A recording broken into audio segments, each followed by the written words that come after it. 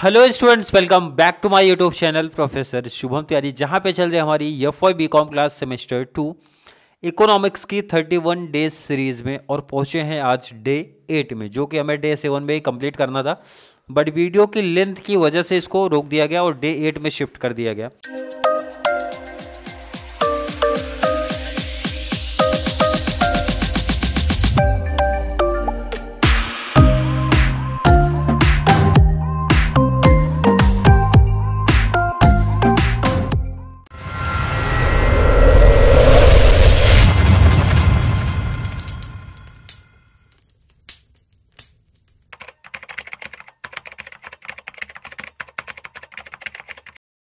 आज बात करेंगे डे 7 में हमने बात किया था पे बैक पीरियड, और आज बात करने वाले हैं नेट प्रेजेंट वैल्यू का कॉन्सेप्ट। प्रैक्टिकल क्वेश्चन अगर आया तो इसी पैटर्न में आपको दिख सकता है, जैसा कि आप पहले क्वेश्चन देख लो।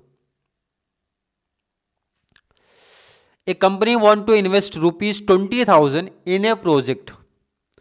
The project is estimated to have the following expected annual cash flow. अपने को अगर एक प्रोजेक्ट दिया तो उसका डिटेल कुछ इस फॉर्म में देखेगा।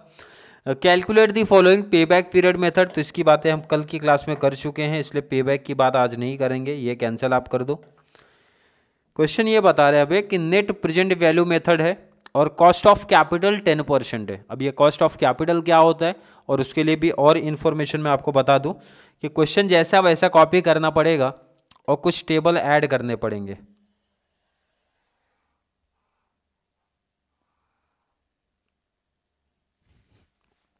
कुछ टेबल ऐड करना है आपको। देखो, बहुत सिंपल टॉपिक है, बहुत सिंपल टॉपिक है, और ये प्रैक्टिकल जितना बेस्ट समझेगा ना, इसका थ्योरेटिकल पार्ट उतना अच्छा से आपको समझ में आ जाएगा। इसलिए मैंने प्रैक्टिकल को पहले कर दिया है, ठीक है। चलिए, 2 टेबल एक्स्ट्रा हो जाएगा, क्वेश्चन से 2 टेबल हमारा एक्स्ट्रा बन जाएगा।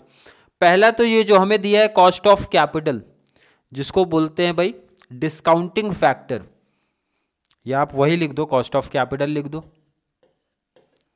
Cost of capital discounting factor जिसको बोला जाता है, कितना दे के रखा है, @10%। ध्यान रखना, हो सकता है बहुत सारे कॉलेज में ये जो परसेंट वाला हो ना, ये टेबल दिया हो, क्योंकि इकोनॉमिक्स में बेसिकली दिया रहता है, और शायद ना भी दिया हो तो मैं ये मान के चलता हूँ अगर नहीं दिया तो कैसे कैलकुलेट करोगे, बहुत सिंपल सा उसका कॉन्सेप्ट है। और नेट प्रेजेंट वैल्यू, जैसा कि ये नाम बता रहे, देखो नेट प्रेजेंट वैल्यू। अब ध्यान से क्वेश्चन समझते। प्रोजेक्ट कितने का है सर? 20,000 का है। पहले साल कितना पैसा मिलेगा? कोई पैसा नहीं मिलेगा, मतलब नील है। सेकेंड ईयर 7,000 मिलेगा, नेक्स्ट ईयर 7,500 मिलेगा, नेक्स्ट 4th ईयर पे 6,000, 5th ईयर पे 5,000 मिलेगा। ये आपका फ्यूचर कैश फ्लो है, मतलब फ्यूचर का बोले तो 2 साल के बाद मिलेगा ना आपको पैसा, 3 साल के बाद मिलेगा, 4 साल के बाद मिलेगा, 5 साल के बाद मिलेगा। उसकी प्रेजेंट वैल्यू क्या है? उसकी प्रेजेंट वैल्यू ध्यान से समझो इधर आओ। जैसे 2 साल के बाद जो 7,000 मिलने वाला है, उसकी आज की वैल्यूएशन कितना होगी सर? 7,000 से कम होगी, क्योंकि आपको 2 साल के बाद 7,000 मिलेगा, तो उसकी आज की वैल्यूएशन कितना? 7,000 से कम होगी। 3 साल के बाद 7,500 मिलने वाला है, तो उसकी आज की वैल्यूएशन कम होगी। कितना कम होगी? 10% दिया है। अब ये डिस्काउंटिंग फैक्टर कैसे निकलता है बोले तो कॉस्ट ऑफ कैपिटल कैसे निकलता है वो जरा ध्यान से देखो। आपको कैलसी पे लिखना है 1+, कैलसी साथ में रखो, क्या लिख रहा हूँ मैं यहाँ पे समझा रहा हूँ, लिखना नहीं, इसको ध्यान रखना। 1+ कितना परसेंट दे के रखा है? जो भी आपका कॉस्ट ऑफ कैपिटल दिया होगा, डिस्काउंटिंग फैक्टर दिया होगा, कैलसी पे ले लेना 10%। मैं लिख दे रहा हूँ यहाँ पे, बता भी दे रहा हूँ। 1+ कैलसी पे ले लेना 10%, आ जाएगा 1.1। सॉरी, क्या आ गया? 1.1 आ गया। आई थिंक हर एक बच्चे का यही आया होगा, करके देख लेना, इंपॉर्टेंट है, भूल नहीं जाना आप लोग। 1+ जितना भी डिस्काउंटिंग फैक्टर होगा वो प्लस कर देना आप लोग के एलसी पे। कर लिए? कैंसिल कर दो। क्लियर? अब लिखो फिर से, इसके बाद पहला स्टेप था ये ध्यान रखना, ये पहला स्टेप था। सेकेंड स्टेप 1, आपको कैलसी पे लिखना है 1, तो 1 लिख दो। डिवाइड बाई जो आपका आया था 1.1 इक्वल कर देना है 1 डिवाइड बाई 1.1। सेकेंड इफेक्ट आएगा कैलसी पे 0.909, बहुत आगे नहीं जाना है, सिर्फ 3 नंबर तक ही रुक जाना है। 0.909, तो यही आ रहा है ना, तो आपको इसको राउंड फिगर कर देना है, 0.91 कर देना है। 909, तो तीसरा नंबर 5 से बड़ा है तो बगल वाले को एक बढ़ा दो। क्लियर है? आई थिंक क्लियर होगा। फिर से कैलसी पे अब कुछ नहीं करना, ध्यान रखना इक्वल का साइन दिख रहा है, इक्वल कर दो। क्या करना है? इक्वल कर देना है। इक्वल करने के बाद आ रहा है आपके पास 0.826, तो ये कितना हो जाएगा? 0.83। 0.83। फिर से कुछ नहीं करना है, इक्वल कर देना है। कितना आ रहा है ध्यान रखो, फिर से इक्वल कर देना है 0.751, तो ये 0.75 ही माना जाएगा। कोई दिक्कत किसी बच्चे को नहीं। फिर से इक्वल कर देना है 0.683, तो 680 माना जाएगा, 0.68 माना जाएगा।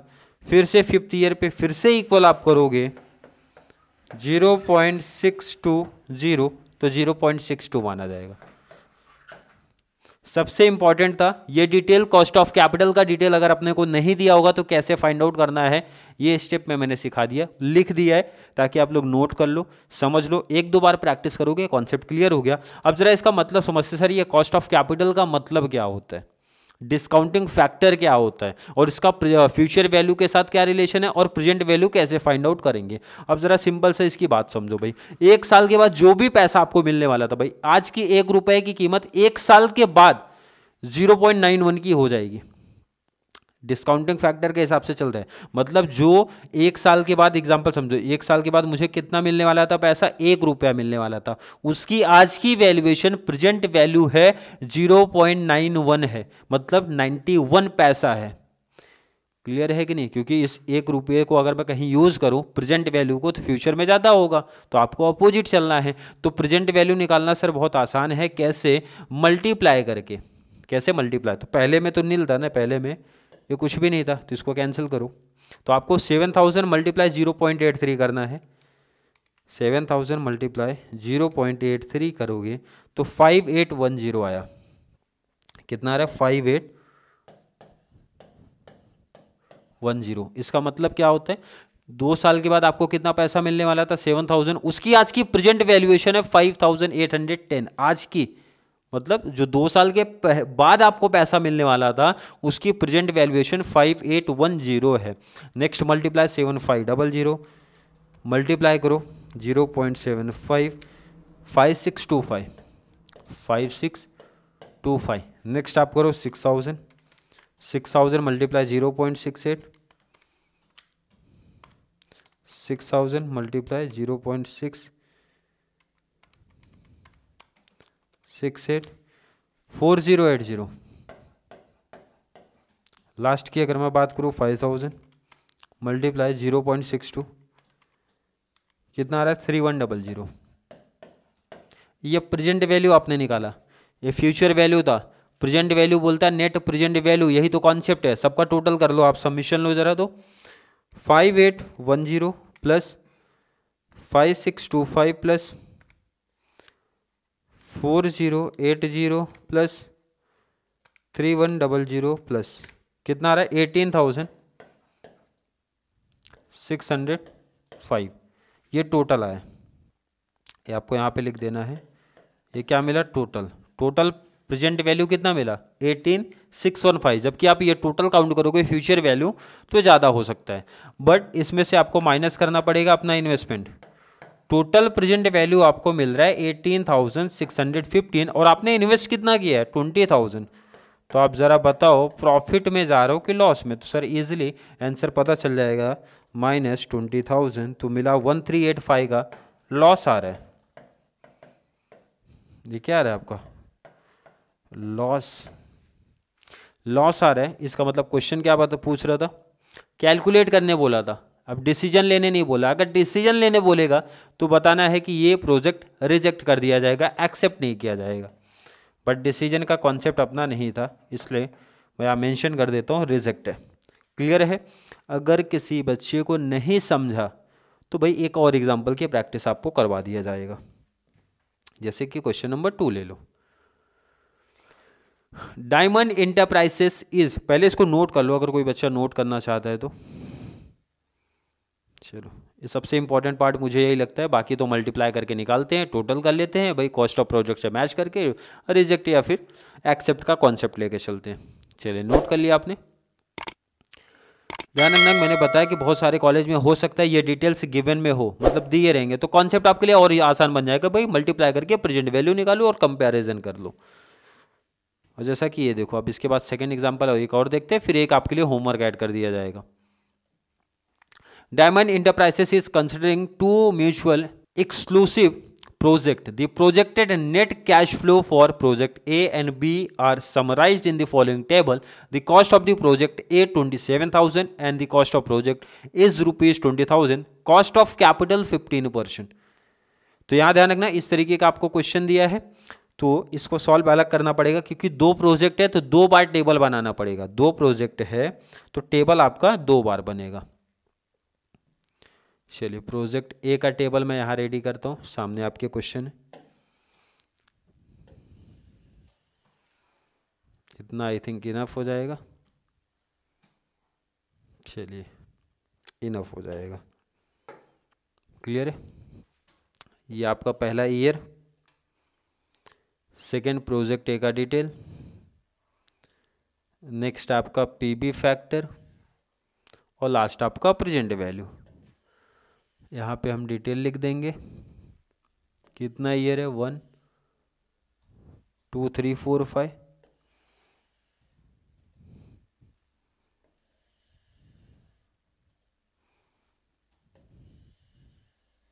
हो गया। चलिए, डिटेल लिख दो पहले क्वेश्चन का, यहाँ लिख दो प्रोजेक्ट ए, क्लियर है, लिख दिया प्रोजेक्ट ए, लिख दिया डिटेल। चलिए, ईयर पहले लिख दो, 1 से पहले ईयर लिखो यहाँ पे आप, ईयर। सेकंड आपका क्या था, प्रोजेक्ट ए, प्रोजेक्ट ए, या फिर आप इसको लिखो कैश फ्लो है आपका, वो भी कौन सा, फ्यूचर है। नेक्स्ट टेबल याद रखो हमेशा, डिस्काउंटिंग फैक्टर या फिर कॉस्ट ऑफ कैपिटल। क्या लिखा है वहाँ पे, जैसे कॉस्ट ऑफ कैपिटल लिखा है तो आप लिख दो cost of capital. Cost of capital कुछ भी परसेंट अपने को दे सकते हैं, तो इस केस में 15% है, और इसी के बेस पे क्या निकालना है हमें, प्रेजेंट वैल्यू निकालना है। चलिए, लिख देते हैं 1 से 5 ईयर है, 1 2 3 4 एंड 5।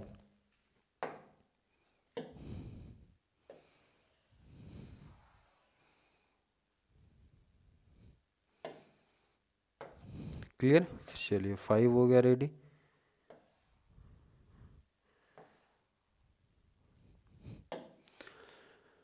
डिटेल लिखते, कैश फ्लो क्या है, 8,000, नेक्स्ट है 9, 10,000, नेक्स्ट की अगर बात करूँ 10,000 6,000, 10,000 6,000। कॉस्ट ऑफ कैपिटल का क्या कॉन्सेप्ट आपको बताया गया था, अगर थोड़ा सा भी आपको ध्यान में होगा, मैंने क्या बताया था,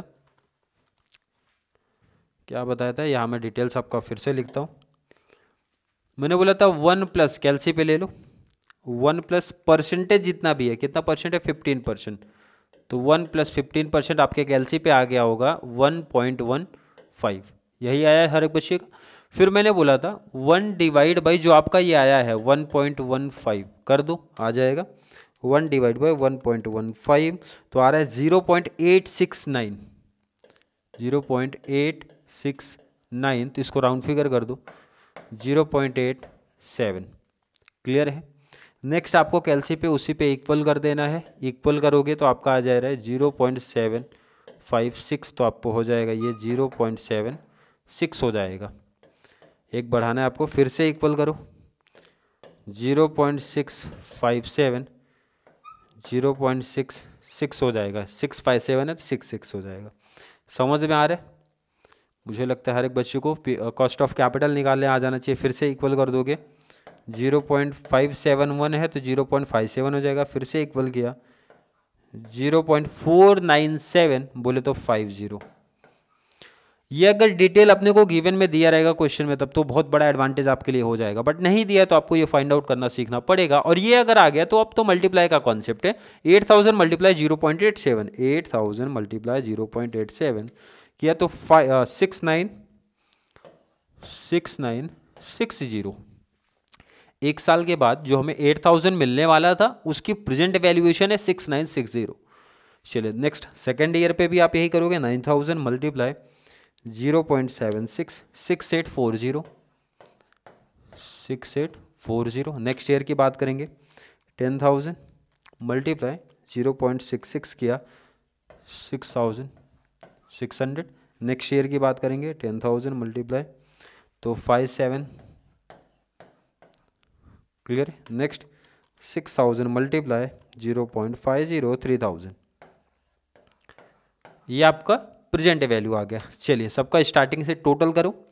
6960 प्लस 6840 प्लस 6600 प्लस 5700 प्लस 3000 कितना आ गया 29,100 total present value of cash flow. Clear है। अब इसमें से आप क्या माइनस करते हो, इसमें से आपको माइनस करना पड़ेगा अपना इन्वेस्टमेंट कि आपने इन्वेस्ट कितना किया था, तभी तो पता चलेगा प्रॉफिट हुआ कि लॉस हुआ। अब ये क्वेश्चन में दिखेगा प्रोजेक्ट ए के लिए कितना इन्वेस्टमेंट हुआ था। क्वेश्चन क्या बता रहा है, प्रोजेक्ट ए के लिए कितना इन्वेस्टमेंट है। प्रोजेक्ट ए के लिए 27,000 इन्वेस्टमेंट है। कितना है 27,000। तो आप यहाँ मेंशन करो कितना इन्वेस्टमेंट है 27,000। तो माइनस करो 21,000 का आपका क्या आ रहा है, ये प्रॉफिट आ रहा है। ये क्या आया, प्रॉफिट आया। अब सेम ऐसे ही प्रोजेक्ट बी का कैलकुलेशन अपने को करना पड़ेगा। किसका, प्रोजेक्ट बी का। जैसे आपने ये टेबल बनाया, देखो जरा, जैसे आपने ये टेबल बनाया था year, cash flow, cost of capital, present value, वैसे ही प्रोजेक्ट बी के लिए काम करना पड़ेगा फिर से। तो हम लोग क्या करेंगे, हम लोग क्या करने वाले हैं, जान दो इधर। मैं टेबल एक्स्ट्रा नहीं बना रहा हूँ क्योंकि टेबल बना के टाइम वेस्ट होगा ना, इसी में मैं ऐड कर देता हूँ, इसी में ऐड कर देते हैं। ये हमारा पीबी हो जाएगा। सॉरी, ऐसे ही तो टेबल आप रेडी करोगे, ये आपका क्या हो जाएगा, पीबी।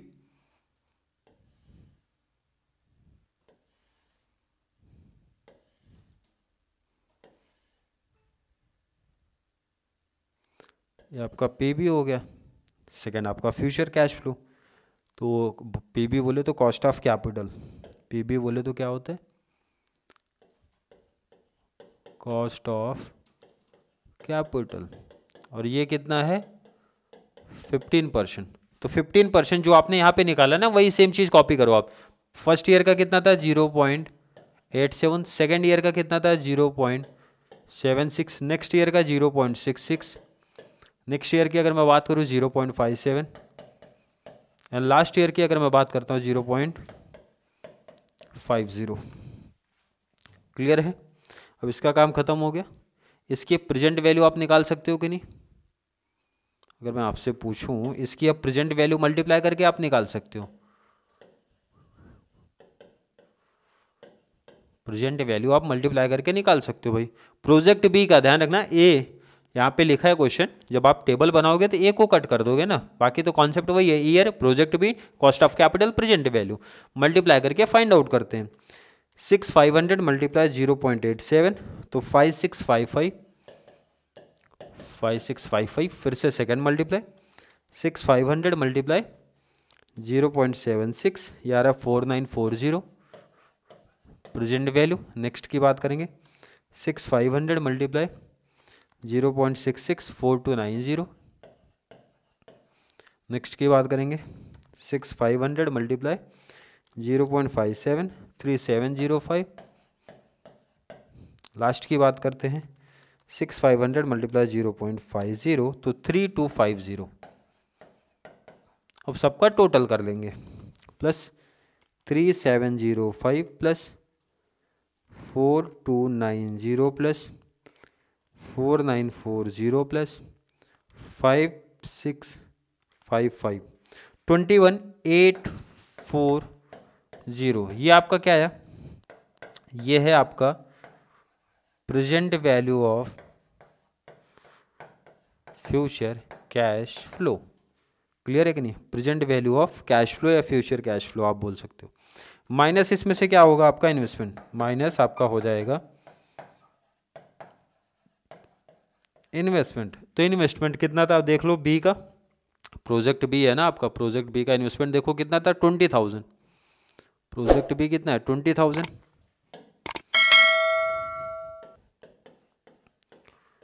माइनस करो 1840, ये आपका क्या आया, प्रॉफिट।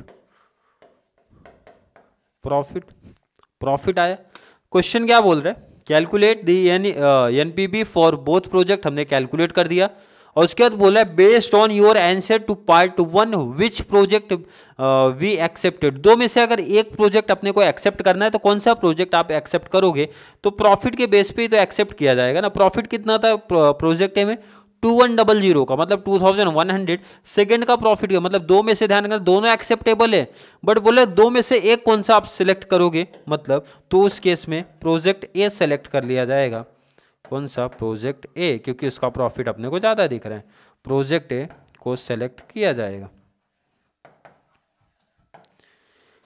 क्लियर है, आई थिंक हर एक बच्चे का कॉन्सेप्ट क्लियर है। इन शॉर्ट अगर मैं बात करूं भाई कि नेट प्रेजेंट वैल्यू मेथड क्या होता है, नेट प्रेजेंट वैल्यू मेथड की अगर मैं बात करता हूं, समरी या फिर कॉन्सेप्ट आप क्या बोल सकते हो भाई, क्या समझ में आपको आया नेट प्रेजेंट वैल्यू मेथड का,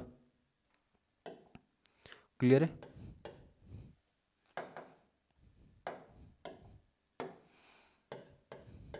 नेट प्रेजेंट